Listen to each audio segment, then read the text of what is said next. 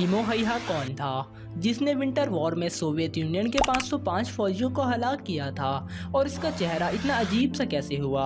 आज की इस वीडियो में मैं आपको सिमो हैया की कंप्लीट स्टोरी के बारे में बताऊंगा, तो मेरे साथ आखिर तक बने रहिए। और अगर वीडियो अच्छी लगी तो मेरे चैनल को सब्सक्राइब ज़रूर करिए। So let's start.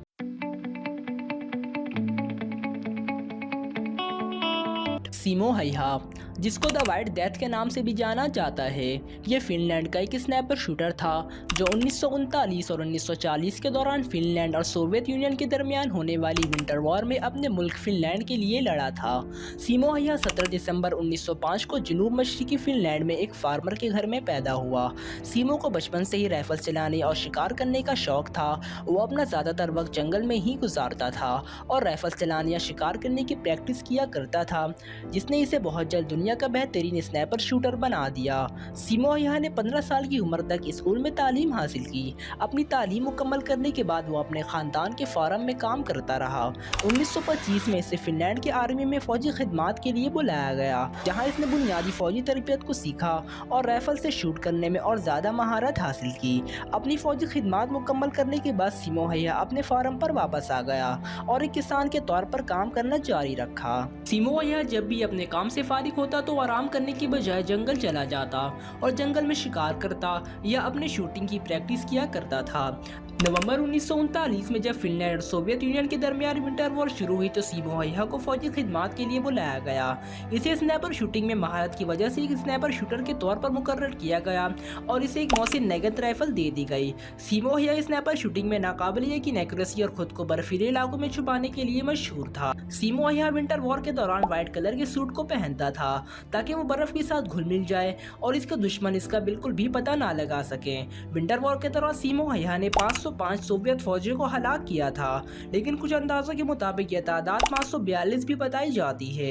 इसने यह नाकाबिल यकीन कारनामा दिसंबर 1939 से मार्च 1940 तक सिर्फ 100 दिनों की लड़ाई में सरअंजाम दिया था। सिमो हैया के बारे में कहा जाता है कि यह अपने दुश्मन को मारने के लिए बर्फ में एक जगह घंटों इंतजार करता था और जैसे ही कोई दुश्मन इसके निशाने में आ जाता तो ये उसे गोली से उड़ा देता और फौरन अपनी पोजीशन को तब्दील कर लेता ताकि इसके दुश्मन इसका बिल्कुल भी पता ना लगा सके। वैसे तो ज्यादातर स्नाइपर जमीन पर लेटकर अपने दुश्मन को टारगेट करते हैं, लेकिन सिमो हैया लेटने के बजाय बैठकर ही अपने दुश्मन को टारगेट किया करता था, जिसकी वजह ये थी कि सिमो का कद सिर्फ 5 फीट 3 इंच था और वो लेटकर अपने दुश्मन को सही से टारगेट नहीं कर पाता। इसलिए वो जमीन पर लेटने के बजाय बैठकर ही अपने दुश्मन को एक जबरदस्त एक्यूरेसी से निशाना लगाता था।